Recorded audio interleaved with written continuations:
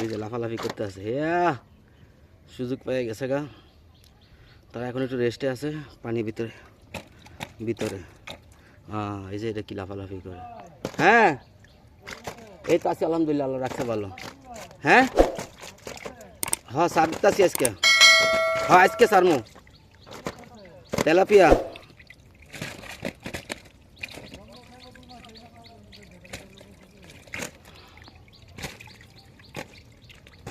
এই যে এরা লাফালাফি করতেছে। পানি কেমন? ও পানি তো ঠান্ডা বুঝছো স্যার। হ্যাঁ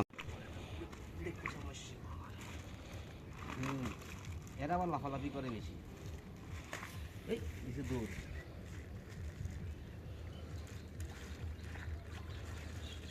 এই যে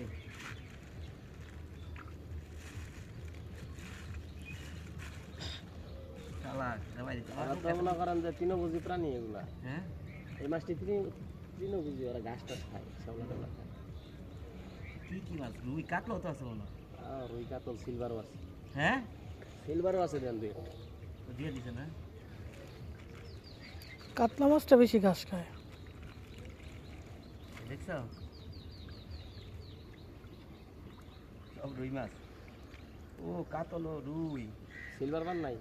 দেখি ও মানে তেলাপিয়া তেলাপিয়া মাছ মিশালি তাইলে এটা।